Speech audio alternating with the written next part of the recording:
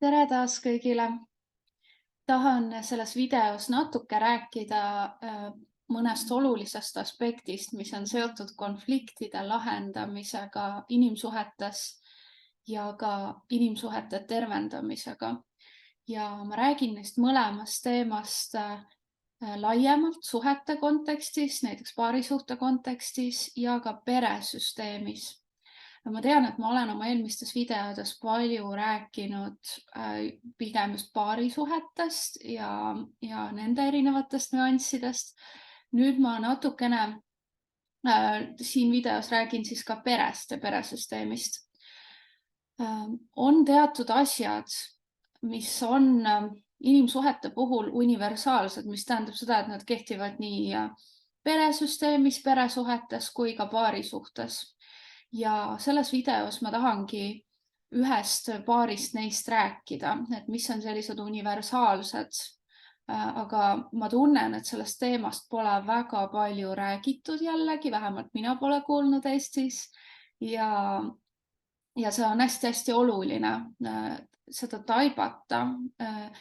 Selle taipamine annab meile võimaluse oma suhteid palju teadlikumalt, sügavamalt näha, näiteks siis peresuhteid ja ka mingeid samme teha või omada siis vähemalt pilti sellest, mis minu näiteks peres suhetes toimub, miks mingid asjad või konfliktid näiteks ei lahene ja samuti siis paarisuhtes. See teema, millest ma tahan rääkida, konfliktide või selliste, võib öelda ka lahendamata olukordade lahendamine peresüsteemides on väga oluline teema ja seda üldiselt esineb üsna palju, rohkem kui me võib-olla oskaks esialgu arvata.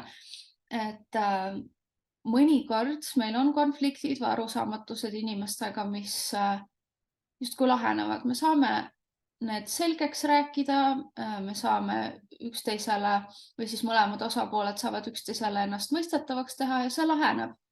Ja kaks inimest saavad nii-öelda edasi liikuda. Väga tihti, mida mina näen ja oma kogemuses ka tunnen, on see, et väga palju on tegelikult peredes ja peresüsteemides sellised lahendamata konflikte, mis võib-olla on läbi põlvkondade edasi kandunud.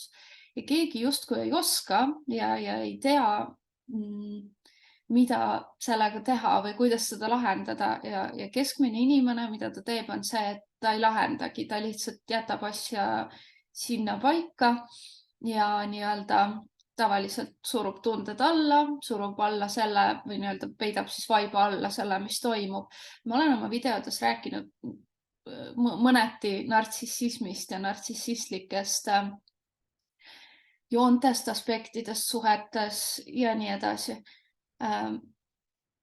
Peresüsteemis, mida ma mõtlen selle all, et on tihtipeale, mina tunnen palju asju, mis on lahendused, keegi neid ei lahenda, on see, et väga tihti, mis on näiteks peresüsteemis, on see, et selle liikmed tegelikult ei ela nii-öelda ühes reaalsuses. See tähendab seda, et näiteks üks osapool, üks pereliige kogeb midagi või tunneb midagi ja see teeb talle väga haiget. Näiteks ta tunneb, et teda ei kuulata üldse või teda ei panda tähele.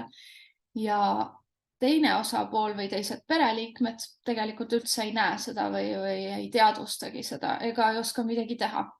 Sest näiteks ütleme, et üks pool ei väljenda seda, mida ta tunneb ja mida ta vajab, ehk siis see, kes tunneb, et ta pole kuuldud ja ka teine pool ei tee selleks midagi ja see on väga-väga tavaline. Meil ei ole läbi põlvkondade mingit teadmisi sellistest asjadest või mida justkui teha ja et see on üldse oluline midagi teha. Et see on tegelikult väga oluline, sest et me ei peaks elama üleüldse ei peresüsteemis, oma peres kui ka lähisuhe või nagu paarisuhetes, teistes suhetes tervendamata või lahendamata teemades. See ei ole tegelikult normaalne. See mõjutab meid väga palju või neid pereliikmeid, ütleme siis praegu peresüsteemi näited, kui seal on mingi suur lahendamata teema või ka tegelikult see suur on, väike on ka väga subjektiivne. Kui on mingi lahendamata teema, siis see mõjutab emotsionaalselt, vaimselt, ka näiteks tervise tasandil absoluutselt neid pereliikmeid. Teine lihtsalt küsimus sellest, kas seda teadvustatakse või mitte. Et nagu ma siis teen näite sellega, et näiteks üks pereliige võib tunda, et teda ei kuulata üldse, ei märgata. Ja justkui on teatud mustrid, näiteks ütleme, et see pereliige järjepidevalt, kui ta näiteks räägib, ennast väljendab, siis nagu näiteks teised pereliikmed ignoreerivad teda, see võib näiteks olla niimoodi, et nad ei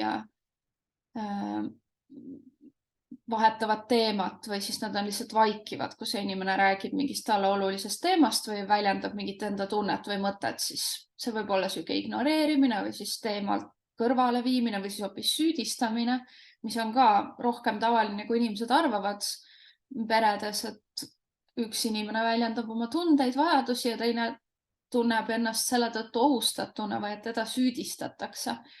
Ja tekib hoopis konflikt ja see konflikt, mida ma siin mõtlen, ongi see on niisugune nagu lahendamatu olukord, kus on kaasatud mingisugune või see on seotud mingi emotsionaalse valuga, mingi vaimse niisuguse häirituse ja valuga siis kõikides nendes osapooltes.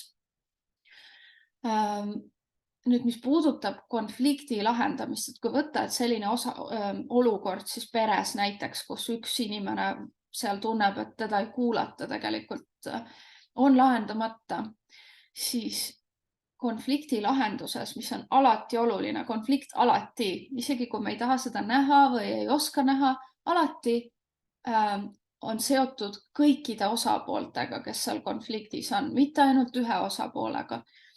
Ja see on oluline, sellepärast et selleks, et konflikti lahendada või mingit valukohta, mis on peresüsteemis ja et see päriselt terveneks ja tekiks lahendus, on vaja, et kõik selle pereliikmed võtaksid osa sellest konflikti lahendusest. See ei ole võimalik peresüsteemis, näiteks siis praegu ma räägin täpsemalt peresüsteemist, millegi lahendamine, tervendamine just nagu niisugusel lõplikul tasandil, peretasandil, kui üks osapool ei võta sellest osa või jookseb kogu aeg ära konflikti eest või tahab asju ära peita.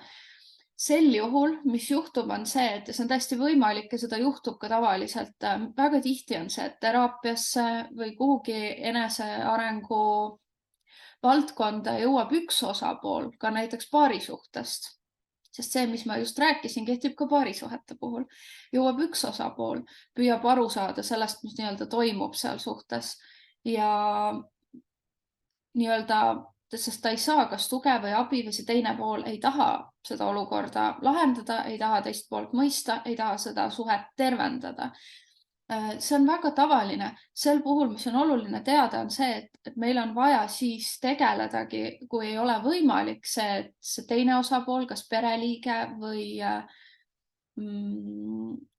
suhtepartner ei tahagi seda konflikti lahendada, ei ole võimeline seda tegema, siis meil ei jää tõesti muud üle, kui me peame seda ise tegema ja see on ka väga tavaline. See tähendab, et me ei võta vastutust, ma ei mõtle ise tegemisele, et me võtame vastutuse teise poole eest, ma mõtlen seda, et me eraldame ennast sellest inimesest ja näemegi ja tegeleme nende enda tunnete, enda mõjuga sellest konfliktist ja sellega, mis on meie roll selles olnud ja lõpuks siis, mida me saame õppida ja lõpuks ka siis andestuseni jõudmine, mis võib võtta aega, sellepärast et tihtipeale selle mõistmise jõudmine ja nende tunnete läbikäimine endas, nende tunnete lahendamine võib võtta aega, oleneb sellest situatsioonist ja konfliktist.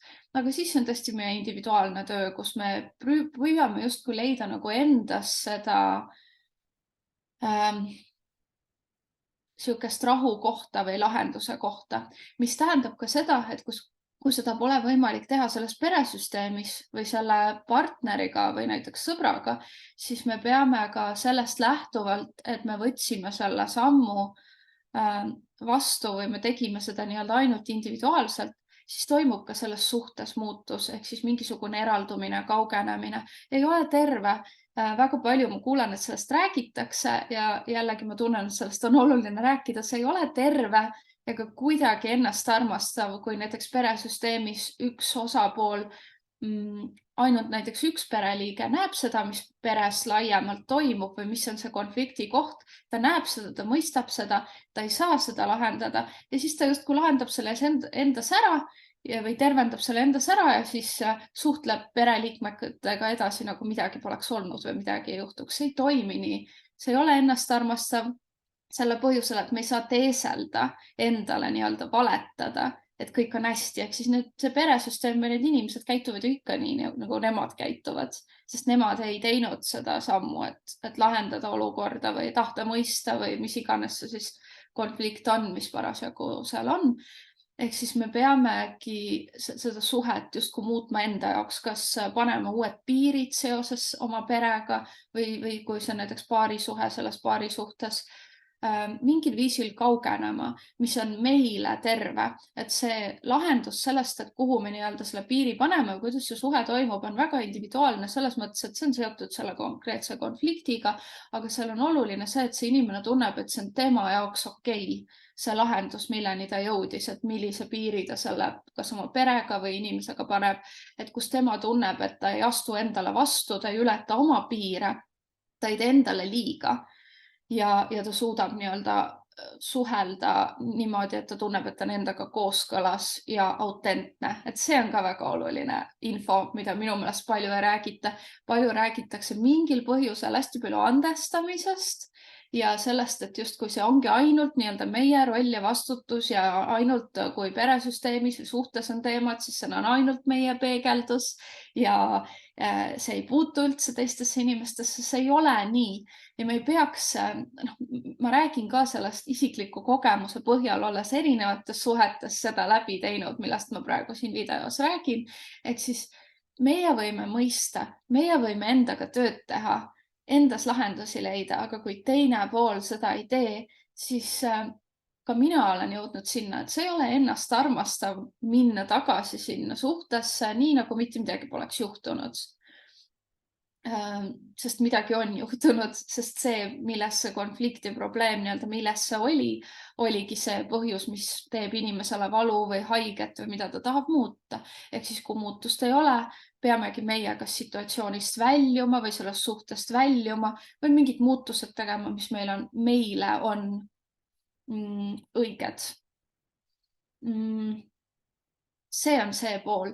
Teiselt poolt, nüüd kui jõuda tervenemisel või konflikti lahenduseni ja kui see on võimalik selles peresüsteemis või siis paari suhtes või lähedastes suhetes ja mõlemad või kõik osapooled näevad seda konflikti või näevad seda probleemi ja tahavad midagi teha, siis on oluline see, et need kõik osapooled teevad mingeid samme.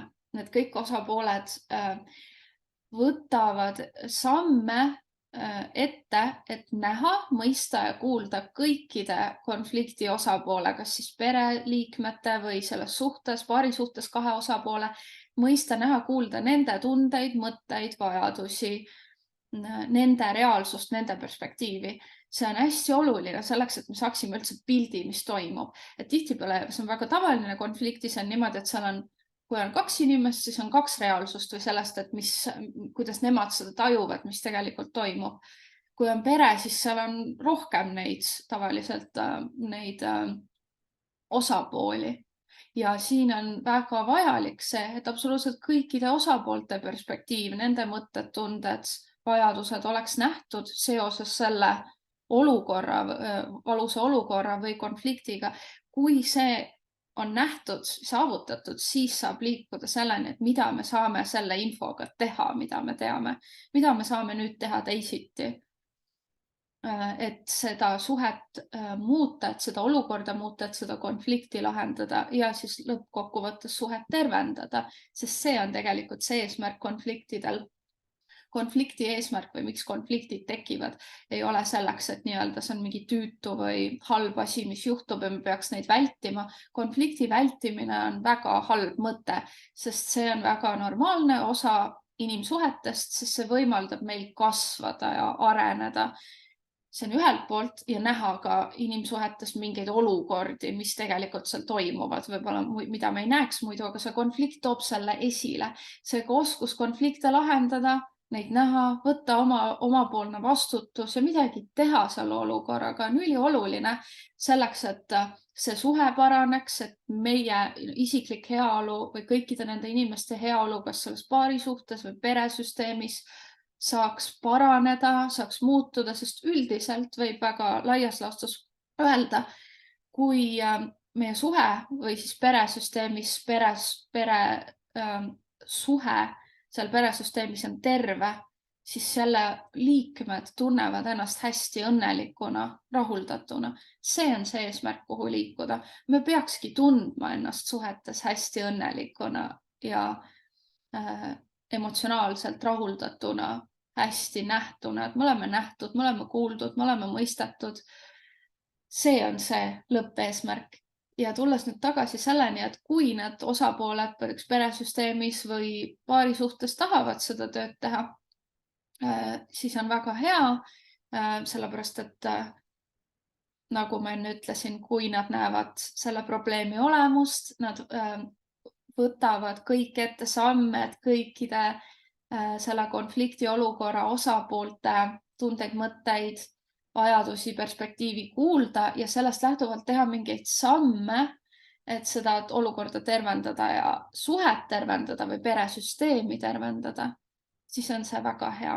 Aga see oluline pool, mida ma tahangi rõhutada, on see, et kõik peavad seda tegema. Kui ainult üks seda teeb või mõned seda teevad ja on näiteks kas või üks pereliige, kes piisab täiesti ainult ühest, kes ei ole valmis, kes ei taha, kellel on mingid enda teemad või nii tugev valu, et ta ei saa seda vaadata, siis tegelikult peresüsteem ei tervene või see olukord, mis seal on, tegelikult päriselt ei tervene. See on ka väga loogiline, kui sa seda kuulad ja sellele mõtled, et kui me mõtleme meeskonnale või meeskonnatööle või koostööle inimeste vahel, siis see alati hõlmab ju kõik inimesi, kes selles grupis või seda koostööd teevad, kes selles grupis on. Sama kehtib absoluutselt ka inimsuhetes. Kui me tahame parandada, muuta oma inimsuhteid, siis me peame astuma neid samme, et neid konflikte või valusaid kohti, mis on lahendamata, et neid vaadata, lahendada ja muuta, siis saavad meie suhted paremaks muutuda.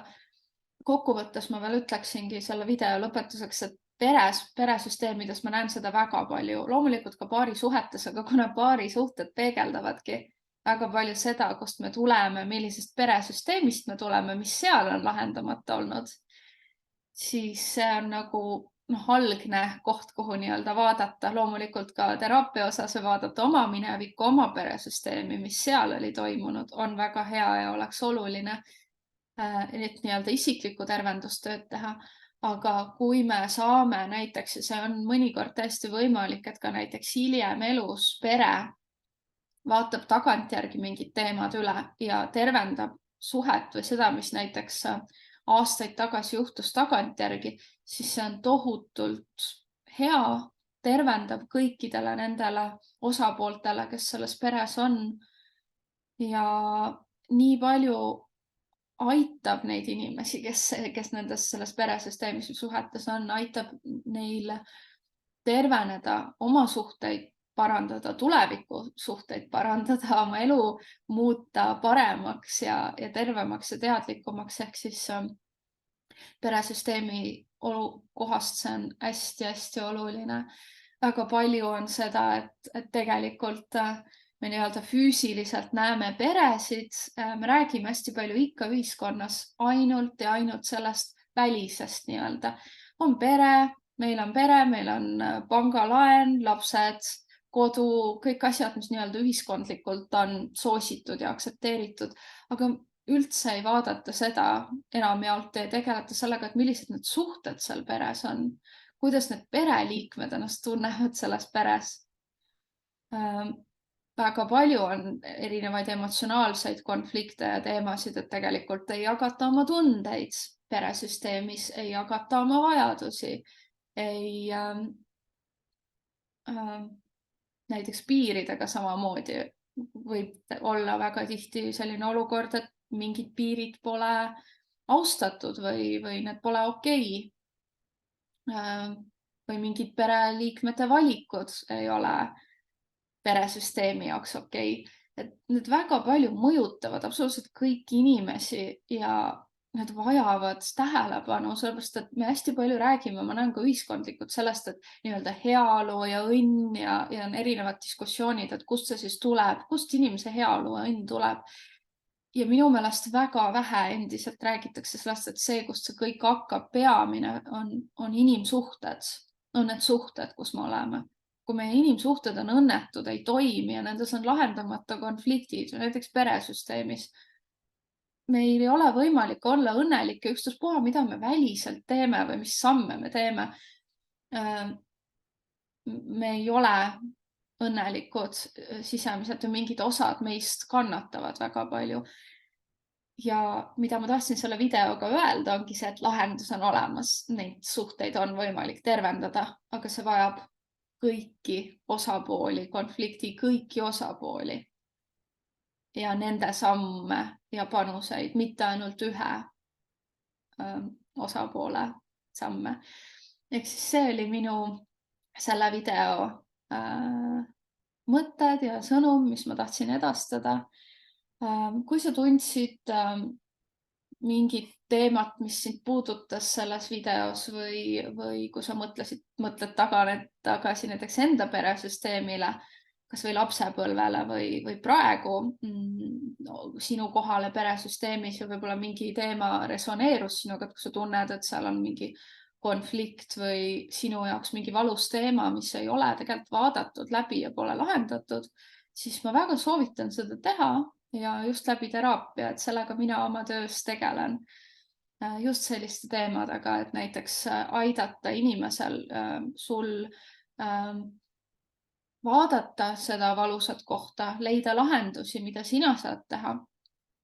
Või siis ka, kuidas sa saaksid seda suhet parandada oma peres, mis on need sammud, mida sa saad teha.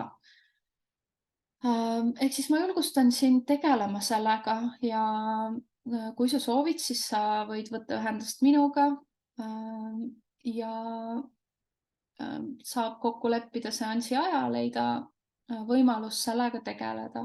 Selleks kirjuta mulle meiliaadressil, mis on selle video all, nagu ikka.